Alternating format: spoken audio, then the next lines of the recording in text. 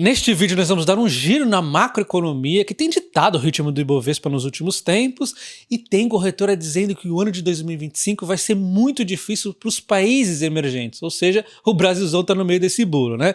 Então nós vamos ver a opinião da corretora, eu vou dar aqui a minha opinião, vamos dar uma atualizada aqui nos indicadores econômicos que o Brasil divulgou hoje e por fim nós vamos falar do Bitcoin que está tendo uma realização, vou dar meu pitaco até onde ele poderia cair antes de retomar a alta, porque a expectativa ainda é de alta no Bitcoin no curto prazo e no longo prazo a gente sabe que a tendência é muito positiva, né? Mas no meio do caminho o Bitcoin tem grandes volatilidades, eu vou comentar tudo isso. Primeiro falando do Ibovespa, nós já estamos caminhando para o fim do pregão, né? A bolsa subindo 0,6% e eu arriscaria, né, que isso aqui é puxado também por investidores estrangeiros. Os investidores estrangeiros tiraram bastante capital da bolsa, mas, por exemplo, nesse dia 22 de novembro, eles entraram aqui relativamente forte na bolsa novamente, talvez enxergando que a bolsa está bastante barata, talvez esperando que o pessoal teve uma expectativa tão baixa com o pacote de gastos do Haddad, que o pacote vindo meia boca ali, as ações tendem a subir. É o que eu venho dizendo, né? Tem corretora dizendo que se o pacote vier ruim, a bolsa desaba. Na minha visão, o mercado já está precificando um pacote horrível, né? Eu não imagino um pacote mil maravilhas, mas vindo meia boca de novo, eu ainda acho que tende a subir, né? E se não subir também não tem problema, né? A gente está investindo aqui para quê? Para o longo prazo, tá? Mas óbvio que eu sempre destaco que é muito importante a responsabilidade fiscal do Brasil, porque afinal isso vai trazer um ambiente favorável para as empresas continuarem a crescer seus lucros, tá? Bom, mas vendo aqui o dia 22 de novembro, que nós vimos uma alta mais forte no Ibovespa, olha só, 1,3 bilhão de entrada de capital estrangeiro aqui. Não é tanta grana assim, mas já mostra o pessoal começando a ter um pouco de ânimo, né?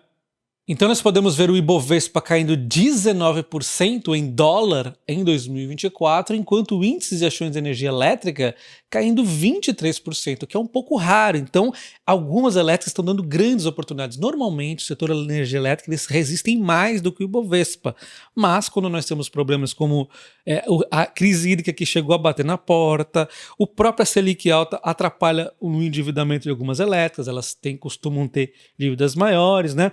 Isso, na minha opinião, acaba gerando grandes oportunidades em ações de energia elétrica também, tá? Por exemplo, desde que nós temos o histórico do índice de ações de energia elétrica dolarizado, nós temos uma alta de 115% contra 32% de Ibovespa. Então aqui está o que eu estou querendo dizer, que no longo prazo as elétricas tendem a performar melhor. E vamos começar nosso giro na economia com a inflação do Brasil, inflação parcial de novembro, IPCA 15, que é um indicador importantíssimo que vai nos ditar para onde vai a taxa de juros brasileira, né? Então o IPCA 15 sobe 0,62%, puxado pelos alimentos.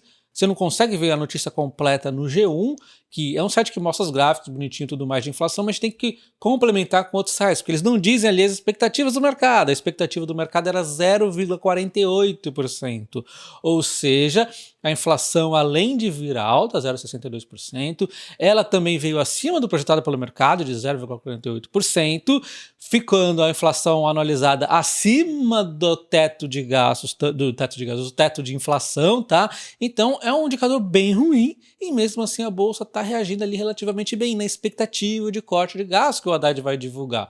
Então eu acho que a situação, já estamos meio que num fundo, né? Porque isso aqui é um indicador bem ruim, tá? A gente já vai dar uma olhada nas expectativas da Selic aumentando de novo. Então olha só, IPCA 15 em 0,62%, a segunda maior do último ano aqui, né? O anualizado, então, a gente atingiu um recorde de 4,77%, o recorde do último ano, inflação, então, acima da meta de 3%, acima do teto de 4,5%. Então, um dado muito ruim. Como a gente pode ver, alimentos e bebidas subindo 1,34% e ainda tem uma ressalva, porque meu mercado parece ter subido mais do que 1,34%, e isso já é uma sensação que eu tenho nos últimos vários meses, né? Você também não tem essa sensação? Então é uma coisa complicadíssima, né? Para não dizer outra coisa. Mas enfim, a habitação subiu um pouquinho aqui, artigo de residência também, vestuário também um pouquinho, aí transporte deu uma aumentadinha 0,82, saúde tranquilo aqui, despesas pessoais também deu uma aumentada 0,83, educação diminuiu, é um pouco sazonal aqui, né? E comunicação aumentou 0,11%. Então nós temos esses indicadores aqui puxados principalmente pela alimentação e bebidas. E temos o governo até querendo aqui, olha só o que ele resolveu fazer, adiar aqui um bolo de Itaipu, que seria jogado aqui para dezembro, para o ano que vem, para fazer uma gambiarra ali de dar mais folga para o arcabouço fiscal ali na gastança de 2025, né? Eles vão forçar um pouquinho para baixo a inflação, aproveitando que eles vão ter outro bônus ali no meio do ano. Bom, não vou entrar muito em detalhe nisso aqui, tá? Pra gente não ficar estendendo muito o vídeo, mas assim, é uma jogadinha que o governo tá fazendo para 2025. Então olha só, nas expectativas de mercado segundo o relatório Focus, para 2025 nós temos a inflação cada vez ficando pior. Era 4%, depois passou para 4,12% e no dia 22 de novembro o pessoal já estava esperando aqui 4,34%. E agora adivinha o que aconteceu? A inflação veio acima do que o pessoal esperava, ou seja, esses números devem ficar piores também para 2025. Então a inflação de 2025 está muito apertada. Qualquer deslize disso aqui extrapola muito o teto ali, que lembrando que é 4,5. Nós estamos o pessoal precificando 4,34, ainda com esse resultado ruim da inflação agora. Olha só como a situação está difícil, né? E eles começam então a projetar uma Selic em 12,25. Então esse país das maravilhas aí que o pessoal começa a imaginar que vai marretar a Selic, vai dar tudo bem, vai dar muito mal, porque nós estamos com uma Selic altíssima e ainda assim a inflação está alta, né? O pessoal projetando que vai aumentar a Selic ainda mais. A situação não tá bacana em relação à inflação, né? Mas seguindo aqui para a macroeconomia, nós ainda temos essa dinâmica do Trump, o que faz algumas corretoras ter alguns receios, tá? Então olha só, o Trump ele promete tarifa de 25% sobre produtos do México e do Canadá. O Trump, ele tá, na verdade, aqui, como eu já comentei com vocês em relação ao Banco do Brasil ali, na relação Estados Unidos e China. Muitas vezes ele tá jogando aqui um negócio de tarifa para negociar alguma contrapartida, né? No caso da China, talvez ele esteja negociando preços melhores ou mais importação da China do agro dos Estados Unidos, né? Então não é tão simples dizer que ele vai taxar a China, então a China não vai mais comprar agro dos Estados Unidos. É uma negociação. Aqui ele está ameaçando esse aumento de tarifa, pedindo que o México e o Canadá reprimissem medicamente os imigrantes cruzando fronteira ilegalmente. Óbvio que isso aqui é muito mais forte com a pegada aqui no México, tá? O pessoal tá aqui, o Trump tá implicando com os mexicanos, tá? E aí tem um acordo ali que ele não pode sair também aumentando de forma unilateral esse imposto. Declarações como essa que o Trump fez ontem deixa receosos os casos de análise em relação aos países emergentes, principalmente, porque quando ele muda as políticas ali em relação a países desenvolvidos, afeta os países emergentes, e quando muda também em relação aos países emergentes, óbvio que vão afetar eles também, né? Então daqui a pouco pode vir uma notícia aqui em relação ao Brasil, né? Enfim, nós temos aqui então o JP Morgan dizendo que os mercados emergentes estarão presos entre dois gigantes econômicos e enfrentarão 2025 difícil. Eles dizem que o crescimento dos mercados emergentes enfrenta incertezas significativas em 2025, presa entre dois grandes gigantes aqui, a China e os Estados Unidos, com mudanças de política neste último, potencialmente gerando um grande choque negativo de oferta que terá repercussões nos mercados emergentes. Então, no seu cenário base, o JP Morgan enxerga o crescimento das nações em desenvolvimento acelerando para 3,4 em 2025, de 4,1 nesse ano, enquanto para os mercados emergentes, exceto a China, o JP Morgan previu um crescimento seria moderado de 3, vindo de projeção anterior de 3,4. Aliás, vindo de crescimento de agora de 3,4. Eles comentam que ventos contrários farão uma grande retirada de renda fixa dos países emergentes, que pode pressionar ainda mais as moedas, né? E os impactos da política dos Estados Unidos no sentimento dos mercados emergentes provavelmente será o principal obstáculo, com o impacto tardio da flexibilização do Fed, fornecendo alguma compensação. Ou seja, o Fed ali reduzindo a taxa de juros tardiamente, isso deve compensar um pouco essa questão que eles estão comentando aqui, tá? Eles finalizam dizendo que o que está por vir para os mercados emergentes 2025 provavelmente serão águas ainda mais agitadas, embora atinjam um ativo já endurecido pela batalha. Ou seja, nós já apanhamos muito, né? Principalmente o Brasil, né? Se eles fossem falar especificamente do Brasil, a gente está apanhando um monte aqui, né? Principalmente quando a gente falar de renda variável, são ações já depreciadas, né? Então é esse o ponto aqui que eu não concordo tanto que o JP Morgan fez uma análise mais geral, né? Mas em relação a ativos brasileiros, ações, mercado de ações brasileiros, a gente já apanhou bastante. Acho que não tem tanto para apanhar, mas dependendo aqui, realmente ainda tem espaço, sempre tem espaço para cair mais, tá? O meu ponto é que em algum momento isso deve subir, porque, de novo, estamos baratos, né? Então, quando nós olhamos o dólar a 5,81, a taxa de juros americana com a tendência de cair e a Selic subir, Você pode ficar cego achando que o dólar vai se desvalorizar frente ao real por conta dessa dinâmica aqui dos juros somente. Mas você viu que o cenário é mais complexo do que isso, então eu não apostaria contra o dólar, né? Ah, é hora de comprar dólar? Não sei, não faço a mínima ideia do que vai acontecer no curto prazo, mas eu ainda não vejo uma dinâmica do real aqui ganhando valor frente ao dólar. E de novo, no longo prazo, o dólar sempre ganha frente ao real. E sabe quem ganha sempre frente ao dólar no longo prazo? O Bitcoin, e é dele que nós vamos falar agora.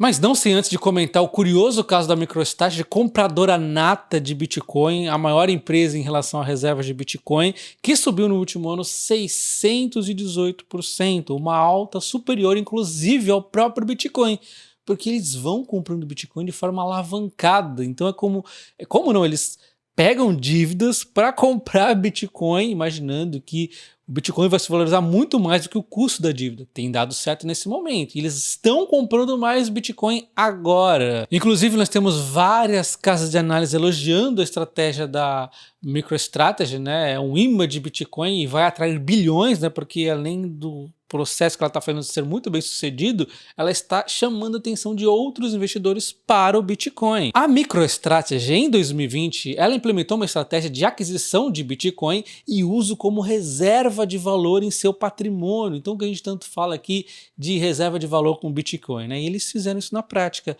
Ela é uma empresa de TI, então ela começou com esse cenário aqui de utilizar como reserva de valor e tudo mais, daqui a pouco começou a fazer emissão de ação e emissão de dívida para comprar mais bitcoins ainda, né? E aí, ela desde então já gastou 21,9 bilhões em compras, somando 386,7 mil, aliás, unidades de bitcoins, se firmando como a maior detentora institucional do Bitcoin. Apesar de tudo isso que ela gastou, o valor de 21,9 bilhões já virou 37 bilhões. Então ela teve uma grande valorização. E o grande ponto é que ela continua comprando Bitcoin, ela continua apostando muito no Bitcoin.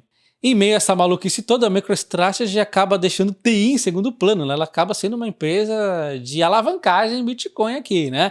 MicroStrategy então anuncia a maior compra de Bitcoin de sua história. Desde que adotou essa estratégia, o Bitcoin e suas ações já subiram 3.300%. Se você pegar desde 2020, o Bitcoin ele já sofreu alguns períodos de baixa, mas a valorização foi muito grande. E isso sempre costuma acontecer no Bitcoin. Se você pegar uma janela de 4, 5 anos ali, o Bitcoin sempre vai lhe oferecer uma grande alta, né? Isso é garantia de altas no futuro? Óbvio que não. Passado não é garantia de rentabilidades futuras, mas esse histórico vem se repetindo há muito tempo. E falando de curto prazo, tem várias corretoras dizendo já há uns dias que o Bitcoin iria cair, ele vem caindo, antes de voltar a subir, ultrapassar os 100 mil pontos, que é natural, ele atinge uma barreira histórica, uma barreira inclusive numericamente, vamos dizer, redondinha, né? 100 mil dólares, tem esse fator psicológico também, uma série de pessoas, empresas ali com ordens de venda, ele não consegue chegar ali no 100 mil, passar esses 100 mil, né? Mas no momento ele passar, aí ele vai voltar a dar uma pernada, né? Essa é a expectativa. E no caso, esse banco britânico ele está dizendo que o Bitcoin vai cair até 88.700 e eu vou aqui dar a minha análise, vamos dar uma olhadinha no gráfico ali para dizer até onde o Bitcoin poderia cair, não é recomendação de forma alguma, tá? Até porque a gente não tem nenhuma garantia que ele vai chegar lá. De repente ele pode subir um pouco antes, de repente ele pode cair mais, né? Mas mesmo assim, eu gostaria de mostrar para vocês aqui um pouquinho do gráfico, bem suavezinho, uma coisa bem tranquila. Então olha só, o Bitcoin praticamente chegou aos 100 mil e agora ele está recuando para 91.200, caindo 1,85 pontos hoje, tá? É uma queda, se a gente pegar aqui este topo recente aqui que ele fez, é uma queda de 8,7%, mas ele pode cair um pouco mais. E como que eu estou aqui imaginando mais ou menos até onde ele possa cair? Olhando a média móvel de 21 dias, que nos diz aqui que ele deveria chegar então até aproximadamente 88.800. Isso aqui vai mudando conforme o dia vai passando, mas é mais ou menos isso aqui. E quando que uma queda poderia ser um risco de uma realização mais forte? Vamos supor que ele continue a cair. Eu ficaria preocupado quando essa linha azul, que é a média móvel de 9 dias, cruzasse a média de 21 dias para baixo aqui com uma certa força. Aí indicaria que talvez a realização fosse um pouco maior. Mas de novo, eu não fico comprando Bitcoin baseado em agora ele vai subir, agora ele vai cair. Como vocês veem o histórico de compras que eu faço do Bitcoin, eu vou comprando ali aos poucos, né? E só para contextualizar vocês, desde o dia 21 de junho aqui na CoinFury, eu venho comprando Bitcoins aos pouquinhos ali. Nós já totalizamos então 1.050 em dólares de Bitcoin comprado, já valorizou $550, então totaliza aqui cerca de 1.600 dólares em Bitcoins, com uma grande valorização, e eu fui comprando ali aos pouquinhos sempre. Tá? Eu também tenho mais Bitcoin do que isso, que eu já tinha Bitcoin anteriormente, antes de comprar aqui com vocês, e aí, no total, eu devo ter o quê? Uns 3. Editei aqui o vídeo rapidinho só para mostrar para vocês que eu tenho aproximadamente cerca de 3% de toda a minha carteira em criptomoedas, sendo 70% Bitcoin e 30% entre Solana e Ethereum ali, tá? Vamos voltar pro vídeo. O foco é ações do Brasil e ações dos Estados Unidos, mas eu vejo o Bitcoin como uma oportunidade aqui de reserva de valor, e o Ethereum e Solana tem um potencial de crescimento maior, acho que principalmente a Solana, na minha visão, ele vem crescendo muito, inclusive, mas são mais voláteis e não tem essa mesma pegada do Bitcoin de reserva de valor na minha visão. Se você quiser comprar ações do Brasil, ações do exterior, Bitcoin e outras criptomoedas numa corretora que não fique te cobrando taxas, spreads como as outras fazem, considere investir via CoinFury. Eu vou deixar para vocês o meu código de convite. Ao se cadastrar, você utiliza o código de convite TOPACOINS e aí você vai concorrer a ganhar até R$ 1.250 em ações do Banco do Brasil, tá? Um abraço e até o próximo vídeo. Valeu!